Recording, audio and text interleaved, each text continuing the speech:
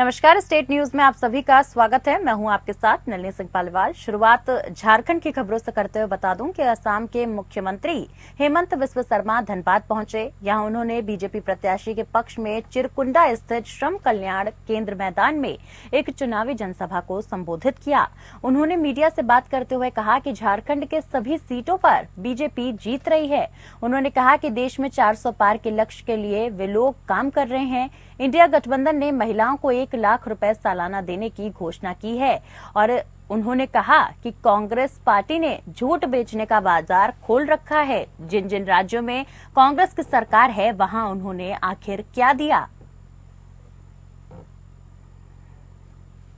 से 400 सीट तक आगे बढ़ रहा है और मेरा अपना विश्वास है हम 400 सीट पार कर झारखंड में तो हम लोग अभी हाथ इतना मत दबा दिए लोगों को 100 में 100 सीट जीतने वाला। कैसे दबा दिए हमारा लगता है कि हम अपना लक्ष्य का एक मिनट रुको यार, डिफरेंस राहुल जी का 1 साल 1 लाख देंगे। राहुल जी का 1 साल 1 लाख। राहुल जी 1 लाख रुपया देने वाला जो बात बोल रहा है, जहाँ कांग्रेस का शासित प्रदेश है वहाँ कितना दे रहा है, हिमाचल में कितना दे रहा है, आज कर्नाटक में कितना दे रहा है, तेलंगाना में कितना दे रहा है। झूठ बोलने का बाजार खोल के रखा हुआ है। अभी क्या लगता है कांग्रेस का? अभी कांग्रेस क्रिकेट टीम तक पहुंच जाएगी। सर, झारखंड में आपको कैसा लगा? झारखंड में हवा पूरा। असम के मुख्यमंत्री हेमंत बिस्वा शर्मा ने कहा कि पिछले 40 साल से असम में घुसपैठ हो रही थी। वर्तमान में आसामी अपनी पहचान खो चुके हैं। असम ने पहले गलती कर ली है, अब झारखंड ऐसी गलती नहीं करे। समय रहते अगर रोक लगी होती तो आज असम की ये स्थिति नहीं होती। झारखंड में घुसपैठ पे अगर रोक नहीं लगी तो 20 साल में यहाँ के मूलवासी अल्पसंख्यक बनकर रह जाएंगे। ये बीजेपी के लिए राजनीतिक मुद्दा नहीं है, झारखंड के भविष्य का सवाल है। ये कैंसर है, इसे अगर रोका नहीं गया तो यहाँ के मूलवासियों को पूरी तरह से खा जाएंगे। साथ ही उन्होंने कहा कि 400 पार आने पर मथुरा और काशी में भी मंदिर का निर्माण होगा। पीओके का भारत में विलय होगा और वर्ष 2047 तक देश विकसित बन जाएगा। इसकी पहल हो चुकी है। कांग्रेस पीओके को भूल चुकी है। बीजेपी का मानना है कि पाकिस्तान के पास कोई कश्मीर नहीं होना चाहिए। मोदी सरकार ने कश्मीर में सीटों का परिसीमन किया है। इसमें पीओके के लिए भी विधायकों का प्रावधान रखा गया है, वहां से भी विधायक होंगे। इस बार 400 सीट आते ही पीओके भारत का अंग बन जाएगा। हम तो हमेशा भी दीपक जी को बोला हूं, मैंने थोड़ा देर पहले, हिंदू को ठंडा मत करो, अभी थोड़ा हिंदू गर्म हुआ है, गर्म रहने बोला था ना दीपक जी ने। अभी मैं हेलीकॉप्टर में बोला कि अभी लोग जय जय श्री राम बोलना शुरू किया है बहुत सालों का बाद। ठंडा मत करो, हमारा जो सेकुलर लोग है ना हमें ठंडा कर देगा। अरे बंद मत बोलो जय जय श्री राम। अरे आप नमाज बंद कर पाएगा? शायद वो सीपीएम का है, माले का हो, कांग्रेस का हो, बीजेपी का हो, हम तो भारत के लिए ही ताली मारते हैं। लेकिन जो लोग पाकिस्तान के लिए ताली मारते हैं उनके लिए जय श्री राम की जरूरत है। तो इसीलिए हिंदू को अभी थोड़े साल ठंडा मत कीजिए। कांग्रेस का महासचिव और पूर्व केंद्रीय मंत्री जयराम रमेश ने प्रधानमंत्री नरेंद्र मोदी पर निशाना साधा और उन्होंने कहा कि चुनाव के पहले 4 चरणों के बाद स्पष्ट हो गया कि इंडिया गठबंधन को बहुमत मिलने जा रही है। बाकी बचे 3 चरणों का कोई असर अब चुनाव पर नहीं पड़ने वाला है। दक्षिण में बीजेपी साफ हो चुकी है तो वहीं प्रधानमंत्री की भाषा बदल गई है। प्रधानमंत्री बौखलाए हुए नजर आ रहे हैं, हताश हैं। 10 साल अन्याय काल के बाद अब जनता समझ गई है कि बदलाव और परिवर्तन का समय आ गया है। जल्द ही ये पीएम पद से हटने वाले हैं। जयराम रमेश ने रांची के कांग्रेस भवन में संवाददाता सम्मेलन में बोल रहे थे। साथ ही उन्होंने कहा कि कांग्रेस को ताकत अपने 5 न्याय और 25 गारंटी से आती है। हमारी गारंटी हिस्सेदारी न्याय, किसान न्याय, नारी न्याय, श्रमिक न्याय और युवा न्याय पर आधारित है। बिल्कुल साफ हो गया है और उसके बावजूद हमें जनादेश जरूर मिलेगा, क्योंकि बेरोजगारी, महंगाई, बढ़ती हुई आर्थिक विषमताएं, यही तो जनता के मुद्दे हैं। किसान न्याय, श्रमिक न्याय, हिस्सेदारी न्याय, युवा न्याय और नारी न्याय को लेकर जो हम चुनाव प्रचार कर रहे हैं, वो जनता में हर एक वर्ग को पहुंच चुका है वो संदेशा। और 10 साल अन्याय काल 2014 के बाद 2024 तक जो लोगों का अनुभव रहा है, मैं समझता हूं कि लोग समझ गए हैं, भारत के जनता समझ गई है कि बदलाव और परिवर्तन का समय आ गया है। धनबाद से कांग्रेस उम्मीदवार अनुपमा सिंह के विधायक पति कुमार जयमंगल सिंह ने मजदूर संगठनों से मिलकर समर्थन की अपील की। इस दौरान कुमार जयमंगल सिंह ने बोकारो के सेक्टर 2 स्थित इंटक के महासचिव वीरेंद्र चौबे के आवासीय कार्यालय पहुंचकर मजदूर संगठन के लोगों से बातचीत की। इस दौरान कुमार जयमंगल सिंह ने कहा कि इंटक हमारा परिवार है, ऐसे में बोकारो को बचाने और बोकारो के मजदूरों के भविष्य को बचाने के लिए इस बार बदलाव की जरूरत है, क्योंकि बोकारो स्टील में एक समय जहां 55,000 कर्मी काम करते थे, आज घटकर 9,000 हो गए हैं। और जिस प्रकार से इस प्लांट को निजी कंपनियों को देने के लिए सर्वे हो चुका है, हम कह सकते हैं कि आने वाले समय में संख्या घटकर 5,000 हो जाएगी। वहीं इंटर के महामंत्री वीरेंद्र चौबे ने कहा कि राष्ट्रीय स्तर पर इंटक में कांग्रेस और समर्थित उम्मीदवारों को समर्थन देने का ऐलान कर दिया गया है। ऐसे में अनुपम सिंह हमारे घर की बहू हैं और घर की बहू के लिए हम लोग पूरी तरह से समर्थन में काम कर रहे हैं और भारी बहुमत से जीतने का भी हम लोगों ने संकल्प लिया है। के समर्थित या कांग्रेस के जितने भी कैंडिडेट जहां भी खड़े हैं, उनको इंडस्ट्रियल वर्कर और INTUC के जो लोग हैं उसको भरपूर सहयोग दिया जाएगा। जहां तक अनुपमा सिंह का यहाँ का सवाल है, अनुपमा सिंह हमारे परिवार के बहू हैं। ये बोकारो स्टील वर्कर्स यूनियन के जिसको हम लोग प्रतिनिधित्व करते हैं, INTUC से इनका अपना संबंध है। जहाँ तक रहा बोकारो स्टील का सवाल, तो INTUC के परिवार का है, INTUC का ब्लड है और इसलिए हम लोगों का अपना धर्म भी बनता है, कोई कहे या न कहे उसमें हम लोग अपनी भूमिका निभाएंगे। देखिए, मैं इंटक परिवार में आया था और इंटक परिवार की ओर से आदरणीय वीरेंद्र शाह हमेशा से स्टील अथॉरिटी ऑफ इंडिया में बोकारो स्टील प्लांट में मजदूरों का नेतृत्व करते आए हैं। डॉक्टर जी संजीव रेड्डी जी का जो आदेश है उसका पालन करते आए हैं। कांग्रेस नेता और झारखंड के ग्रामीण विकास मंत्री आलमगीर आलम को मनी लॉन्ड्रिंग मामले में झटका लगा है। आलम को कोर्ट ने 6 दिनों की ईडी रिमांड पर भेज दिया है। वहीं आलमगीर आलम को उनके सहायक से जुड़े परिसर से नकदी बरामद किए जाने के बाद मनी लॉन्ड्रिंग मामले में ईडी ने 15 मई को गिरफ्तार किया है। आपको बता दूं, केंद्रीय जांच एजेंसी ने उन्हें रिमांड को लेकर आज कोर्ट में पेश किया था, जिसके बाद कोर्ट ने उन्हें 6 दिन के रिमांड पर भेज दिया। दरअसल ईडी ने 6 मई को आलमगीर आलम के निजी सचिव संजीव कुमार लाल और घरेलू सहायक जहांगीर आलम से जुड़े परिसरों पर छापा मारा था। केंद्रीय जांच एजेंसियों ने छापेमारी में 36 करोड़ रुपए से ज्यादा जब्त किए थे।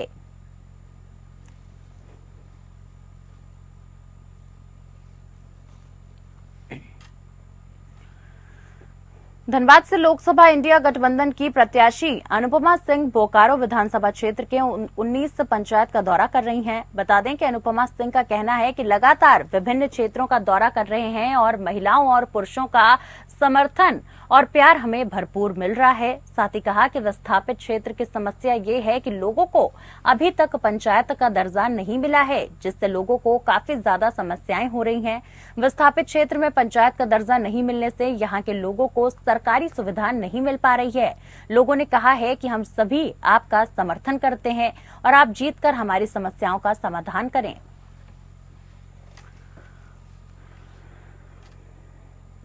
समर्थन मिल रहा है, आप देख सकते हैं लोग काफी उत्साहित हैं और इस बार सबने ठान लिया है कि परिवर्तन होकर रहेगा। क्या अपील कर रहे हैं महिलाओं से?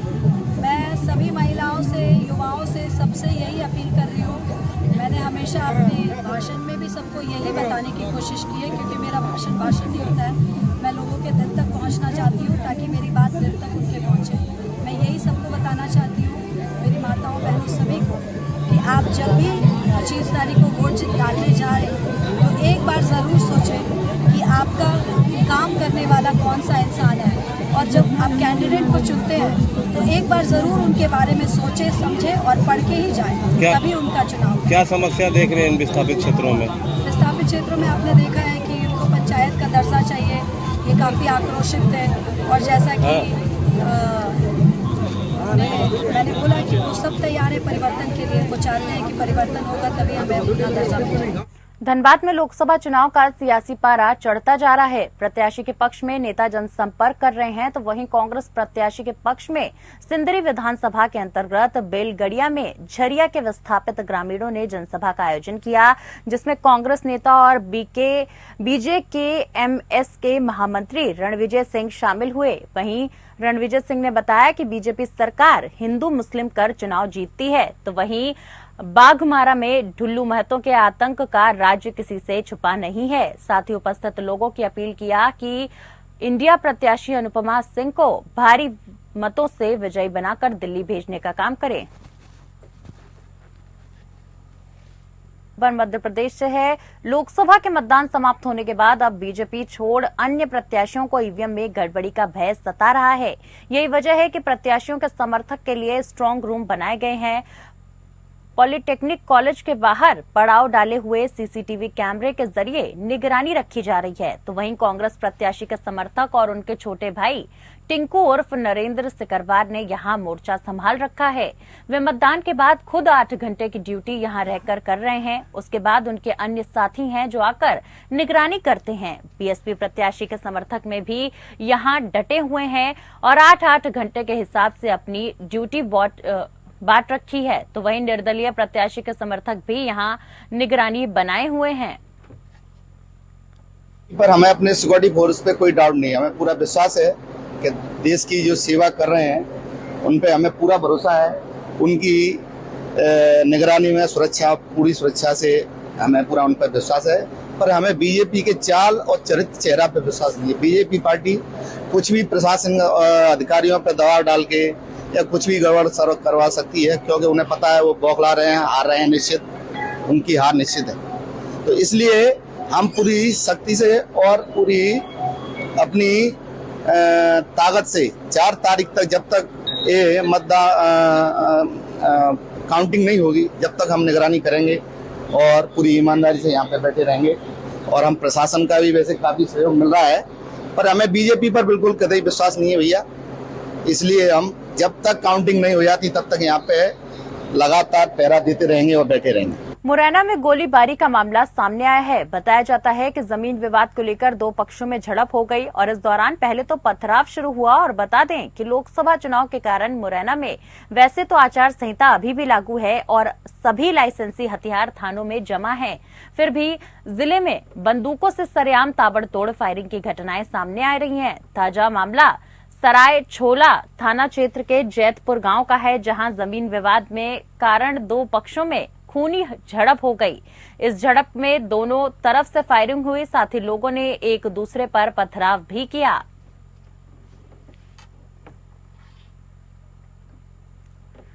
मुरैना में बदमाशों के हौसले लगातार बुलंद नजर आ रहे हैं, जहां बेखौफ बदमाशों ने बस पर हमला कर दिया। जानकारी के अनुसार बता दें कि जौरा से जयपुर के लिए जा रही जावेद सरकार की बस पर विलगांव के पास क्रेटा गाड़ी में आए सत्येंद्र यादव और अवधेश कुशवाहा सहित 6 बदमाशों ने बस को रुकवाकर बस में हमला कर तोड़फोड़ की और चालक महावीर के साथ मारपीट कर उसके पास से 30,000 और मोबाइल लेकर बदमाश फरार हो गए। बहरहाल पुलिस मामले की जांच में जुटी हुई है।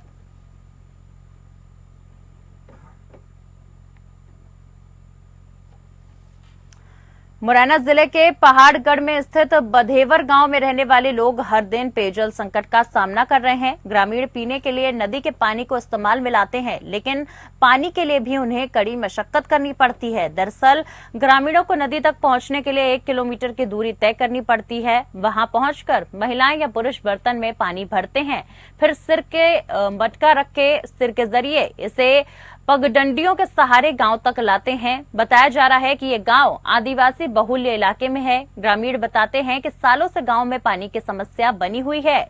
गांव में हैंडपंप की व्यवस्था है, लेकिन अधिकांश समय खराब ही रहते हैं और ना ही कोई कुआं बावड़ी है। अब इसी वजह से हमें 1 किलोमीटर दूर से पानी लाने के लिए मजबूर होना पड़ रहा है। खबर बिहार से है। गिरिडीह लोकसभा चुनाव को लेकर एनडीए गठबंधन आजसू पार्टी ने बेरमो विधानसभा स्थित बारीगराम में युवा समर्थन को लेकर एक आम जनसभा का आयोजन किया। बता दूं कि जिसका संचालक और अध्यक्षता आजसू के केंद्रीय सचिव बच्चू सिंह के नेतृत्व में सम्मान हुआ। इसके मुख्य अतिथि केंद्रीय युवा संयोजक अमित महतो रहे। साथ ही मौके पर केंद्रीय सचिव संतोष महतो, बेरमो प्रखंड प्रमुख गिरिजा देवी सहित 19 पंचायत के युवा और ग्रामीण मौजूद थे। केंद्रीय सचिव बच्चू सिंह ने कहा कि ये चुनाव देश का चुनाव है, युवाओं का चुनाव है। मात्र 10 वर्षों में माननीय मोदी जी ने पूरी दुनिया विश्व गुरु बनाने का काम किया।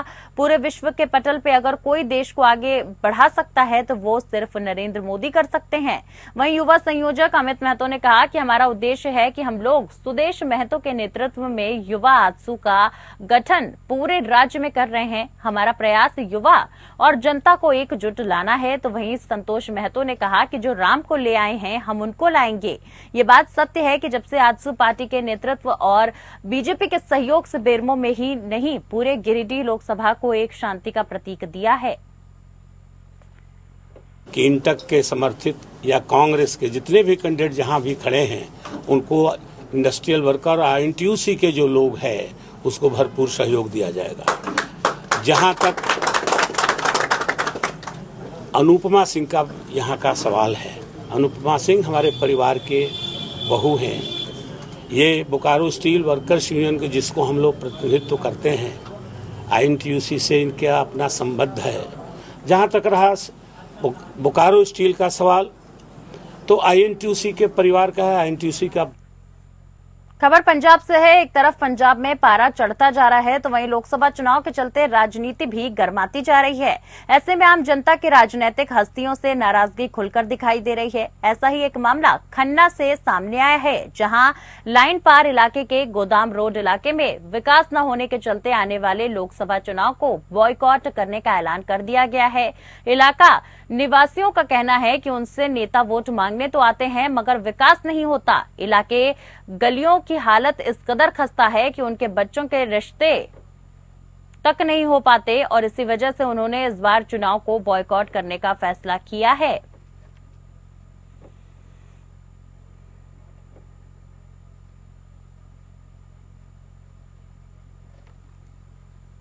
पुलिस ने ज्वेलर की दुकान में चोरी के मामले को ट्रेस कर लिया है। इस मामले में 3 युवकों को गिरफ्तार किया गया है। तो वहीं मीडिया को जानकारी देते हुए पुलिस कमिश्नर गुरप्रीत सिंह भुल्लर ने बताया कि बीते दिनों छेहरटा थाने के अधीन नारायणगढ़ इलाके में 3 युवकों ने एक ज्वेलरी की दुकान पर चोरी की वारदात को अंजाम दिया है। तो वहीं घटना की सूचना मिलते ही पुलिस की टीमें मौके पर पहुंची और जांच शुरू कर दी है। बता दूं कि सादियोरा ज्वेलरी शॉप के मालिक परमिंदर सिंह ने कहा कि 2 युवक उसके भाई के पास आए और उसे गहने दिखाने के लिए कहा।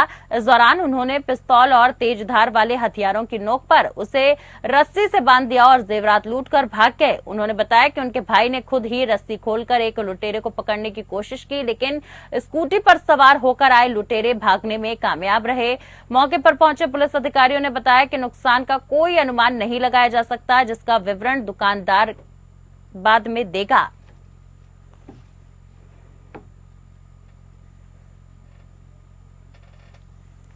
और फिलहाल के लिए स्टेट बुलेटिन में मेरे साथ बस इतना ही। नमस्कार।